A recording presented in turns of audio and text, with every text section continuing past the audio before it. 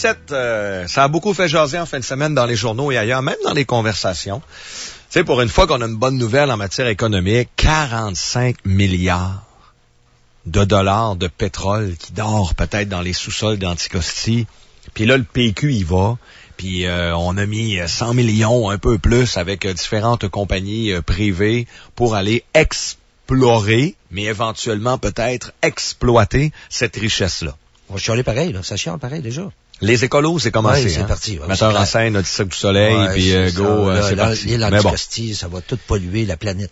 Mais là, Marois a dit qu'elle y va. Fait que moi, ça fait assez longtemps que je le dis, il faut exploiter notre pétrole et nos ressources naturelles, gaz de schiste et autres. On va toujours bien applaudir à ça.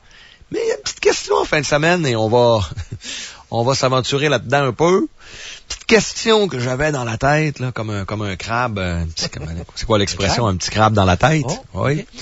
Comment ça se fait que les majeurs sont pas là? Moi, chaque fois que l'État finance de quoi, à la place d'une banque ou d'une compagnie privée, je me dis, pourquoi?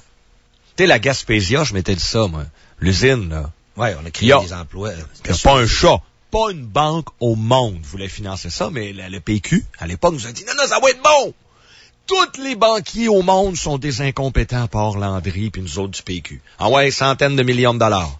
Crash total. T'es d'accord avec moi? Oui. Je pense qu'en bout de ligne, les banquiers avaient raison. Là, Anticosti, moi, je suis pour. S'il y a du pétrole, il faut aller checker ça. Mais là, je m'aperçois que aucun majeur n'est là. Tu sais, les majeurs, là, Shell, Ultramar, Esso, les grosses compagnies, Irving. Est-ce qu'on voulait qu'ils soient là, cependant? Mais ils sont pas là, non? Ouais, Écoute bien, ça les intéresse pas. Eux autres, ça les intéresse pas? Ou le gouvernement voulait pas les voir là? Non, les majeurs veulent pas y aller. Hein? C'est une compagnie privée, quand il y a de l'argent à faire, sont là. Fait que, on va jaser de ça un peu. Il y a des gens qui ont commencé à remettre ça en question. On rejoint le chef du Parti conservateur, M. Adrien Pouliot. M. Pouliot, bon matin. Bon matin. Alors, d'abord, je sais que vous êtes pour aux conservateurs, comme beaucoup de gens.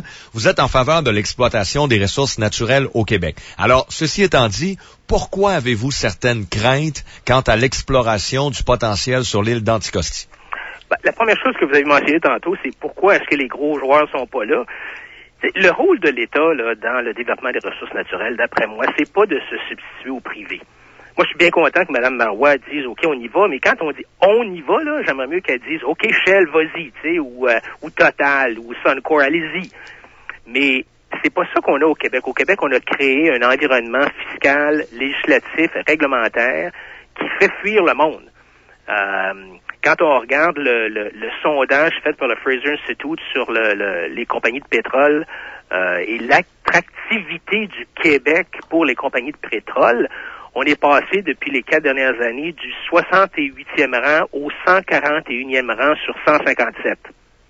Ah bon, on est en bonne coupe. Non, mais on bat plein de pays, là. C'est pas super. Ouais, on partage la queue de peloton avec le Bangladesh, la Syrie, la Russie, l'Irak, l'Iran puis le Soudan, là.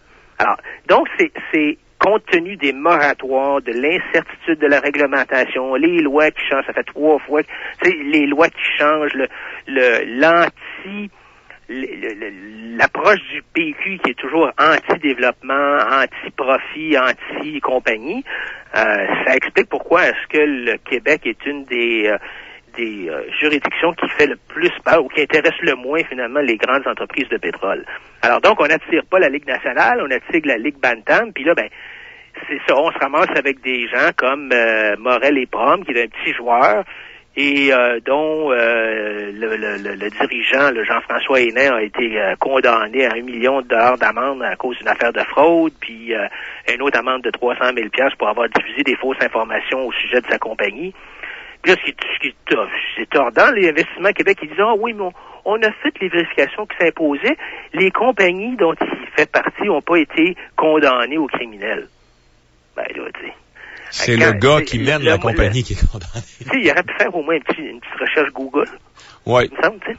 Donc, la compagnie est clean, mais le gars qui dirige la compagnie a déjà été condamné pour fraude, c'est ce que je comprends? Exactement, oui. Et c'est avec eux qu'on va faire affaire parce qu'il n'y a pas un majeur qui s'en va là. Est-ce que le fait qu'il n'y a pas un majeur qui s'en va là, ça vous rappelle pas la Gaspésia que personne dans le privé ne voulait financer à part, finalement, le PQ et Bernard Landry? Ben, c'est très risqué, hein, ce truc-là, là. C'est un investissement à très haut risque. moi, je pense que le fait de mettre 115 millions de notre argent, c'est sûr que pour eux autres, le gouvernement, quand on dépense l'argent des autres, on se fout de combien ça coûte. Ici, là, le risque est énorme. Là, c'est vraiment jouer au casino. On n'a pas encore vu une seule goutte de pétrole liquide en Anticosti. Mais François Legault, par exemple, dit que quand il y a des bonnes propositions comme celle-là, il faut avoir le goût du risque. Mais je comprends, c'est pas son argent. Alors, quand François Legault nous dit on a besoin d'une charte des contribuables pour se protéger du gouvernement, en fait, on a besoin d'une charte des contribuables pour se protéger des gens comme François Legault qui vont vouloir jouer à l'autopétrole avec notre argent. Puis, l'argent, là, ça pousse pas dans les arbres. Hein. Ça, c'est un autre principe qu'on a au PCQ. Là. Je sais pas si vous êtes un peu d'accord avec moi, mais le gouvernement ne donne jamais que ce qu'il a pris ailleurs. Alors, le 115 millions, il l'a pris dans vos poches. Je comprends que c'est peut-être 35 $, puis les cols rouges n'iront pas faire une démonstration sur la Grande Allée là, à cause de ça. Mais ça explique pourquoi on travaille pour le gouvernement pour payer nos taxes jusqu'au 22 juin, puis que la dette du secteur public est de 260 milliards, puis qu'on est les plus taxés en Amérique du Nord. Parce que le potentiel, mais Mme Marois dit qu'il y a peut-être 45 milliards à s'est payé une pleine page de pub partout. Là. Alors moi, 45 milliards d'argent, est-ce que vous croyez à ça, vous? Un instant, là. Moi, je suis pas un expert, je suis pas un géologue, là, mais d'après ce que je comprends, il va falloir faire à peu près 10 à 12 000 forages pour extraire toute cette ressource-là. Oui. À 10 millions de l'achat, 10 millions de forages, on parle de 120 milliards d'investissements pour quelque chose qui vaut peut-être 80. Alors, tu sais, parce que même s'il y a 46 milliards de barils, ce qu'on ne sait pas, ils sortiront pas toutes. Là. Tu peux en sortir peut-être 1%, 2% avec la technologie de la fracturation maximum. Alors, 1% de ça, c'est 4 milliards de barils. Là. C'est pas... Alors, on a l'impression, là, moi, j'en regardais Mme Marois, là, à cette conférence de presse-là, puis j'avais l'impression de voir quelqu'un qui est en faillite, qui s'en va s'acheter un billet de loterie, puis qui espère gagner pour rembourser sa dette. Ben, le pire, c'est que ce serait drôle si c'était pas la réalité. Ils ont demandé à plusieurs Québécois dans un sondage comment ils entendent planifier leur retraite. Et il y en a un certain bon pourcentage qui ont répondu avec la loterie. Hein. Ouais, c'est pas des farces, tous les partis, on en est là. La CAQ, le PLQ, le PQ, c'est tout bonnet blanc bambonnet, c'est toute la même affaire. Ils sont tous dirigistes, interventionnistes. Ça fait 40 ans qu'on change le chef, mais qu'on garde le même livre de recettes. Puis moi, je pense qu'il est temps de changer le livre de recettes. Parce que si on fait rien que changer le chef, ben ils vont encore avoir le même livre de recettes, puis on va encore avoir le même dirigisme économique qui détruit la richesse plutôt que de créer la richesse. Mais là, on va se retrouver... Mais ça, c'est le problème, le manque de notions économiques. Là. Moi, en fin de semaine, ce que j'ai retenu beaucoup sur les médias sociaux ou ailleurs dans les conversations, c'est soit le 45 milliards de barils ou le 80 milliards d'argent. Les gens avaient tous ça aux lèvres, puis là, tu leur demandais, oui, mais ça va coûter combien? Là, parce que pour aller chercher de l'argent, il faut en dépenser. Là. Puis si tu veux savoir si l'opération est rentable, la règle d'or dans le privé, c'est ça. Ça coûte combien? Ça va rapporter combien? Si ça te rapporte 80 milliards, ça t'en a coûté 120 milliards. Moi, je suis pas bon en maths, là. Mais ça, je comprends ça, moi. Mais on n'en a presque pas parlé de ça. Les gens ont... Jacques Parizeau avait dit la même affaire là, au sujet de l'amiante. Là. On va devenir l'OPEP de l'amiante. Hein, c'était tout excité, là, puis finalement, on a perdu 338 millions là-dedans en dollars de 1979. La même affaire pour Sidbeck Dosco, puis l'extraction du minerai de fer. On a perdu 1 milliard là-dedans. Steinberg, Provigo, Brascade, Québécois Média, la SGF. On a perdu en coût d'opportunité 7 milliards avec la SGF. Je veux dire, ça marche pas. Ça marchera pas plus celle-là que les autres. C'est une approche socialiste, dirigiste, interventionniste. On essaie de se substituer au marché privé, aux investisseurs privés, et puis ça marche pas. Comment la campagne électorale s'en vient, M. Pouliot? Je sais que vous allez présenter des candidats un peu partout. Ça a l'air que, jeudi, budget de Marois, ça va être refusé par l'opposition, puis on s'en va en élection. Je pense que, pour jaser un peu avec les gens, puis tous les courriels que je reçois ici, notamment dans la région de Québec, où les dernières élections ont prouvé qu'il y avait un petit courant plus à droite, moi, je pense que vous pouvez faire des gains. Il y a des gens sympathiques à vos idées. Sauf que, on n'est pas aux États-Unis ni en France. Si on était aux États-Unis, il y a deux partis, républicains, démocrates, gauche, droite, chacun vote pour qui il veut. En France, il y a plus qu'un parti, mais ils font des tours. Alors, rendu à la fin, au dernier tour, il reste pas que 2 candidats à la présidence, et là, on peut se diviser droite-gauche. Ici, ça marche pas de même. Alors, il va y avoir vous, il va y avoir les caquistes, libéraux, Pauline. Si l'opposition se divise entre libéral, caquiste et vous êtes d'accord avec moi que ça fait le jeu de Pauline. Moi, je pense adopter une stratégie de anybody but Pauline. Je regarde lesquels qui a plus de chances de la renverser et je vote pour lui. Évidemment, cette stratégie-là est pas bonne pour vous. Convainquez-moi de pas faire ça, là.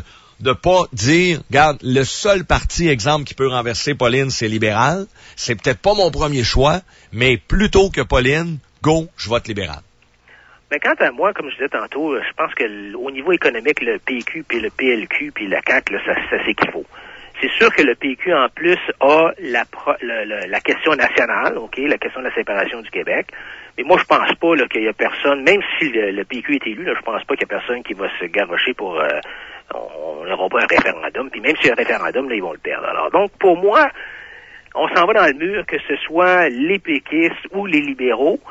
Il faut pas oublier là qu'on a eu 10 ans de règne libéral et que la dette pendant ce temps-là a augmenté d'à peu près 40%, que les impôts ont augmenté, que la réglementation a augmenté. Tu sais, le plan Nord, là, c'était la même affaire, là. On allait investir 80 milliards de dollars, dont 50 milliards de dollars qui étaient investis par la Société d'État Hydro-Québec. C'est toute la même approche, là. Alors, si vous prenez la stratégie Anybody but Pauline, ben, ouais. on va avoir le même résultat, là. C'est le même livre de recettes, on va avoir le même résultat. Moi, ce que je dis, c'est voter selon vos convictions. Et à un certain point, il y a assez de gens qui vont se dire, des cols rouges, des gens qui vont dire, ça n'a pas de bon sens, ça marche pas l'affaire, là. Puis c'est vrai que peut-être que Pauline va venir, va être réélue, peut-être que le PQ va être réélu, mais il faut donner une voix à l'Assemblée nationale, à des gens qui pensent comme moi qu'il y a trop d'État, que l'État est trop gros. Il faut avoir une voix. Je m'attends pas, là, je vais vous faire une grande révélation, là. Je m'attends pas à gagner les élections, cette fois-ci. OK? Mais là, l'objectif, c'est d'avoir une voix, qu'on élise 1 ou 2 ou 3 députés, pour qu'au moins on puisse exprimer nos idées à l'Assemblée nationale, qu'on puisse avoir la plateforme médiatique de la presse parlementaire pour expliquer nos idées. Et là, je pense qu'avec le temps, on va finir par convaincre les gens, un peu comme Mario Dumont a commencé tranquillement. Puis à un certain point, en 2003, il y a eu plus de votes. Puis en 2007, il y a eu quand même 1,4 million de votes. Il y a beaucoup de gens là qui ont voté pour Mario Dumont en 2007, puis qui cherchent encore un parti du même genre. Là. L'insatisfaction des gens qui ont voté pour Mario Dumont en 2007 étant... On n'est pas mieux aujourd'hui qu'on était en 2007, là. Alors, ça prend un autre parti qui va être un vrai parti de droite. On n'a pas ça. La CAQ, c'est un parti gauchiste. Monsieur Legault veut simplement... Lui, il pense qu'il peut mieux gérer le gros État que Pauline ou que Philippe, mais moi je dis non, c'est pas ça qu'il faut faire, il faut rapetisser la taille de l'État. On va avoir l'occasion de s'en rejaser sûrement, apparemment qu'on est aux portes de la prochaine campagne. Monsieur Pouliot, merci beaucoup.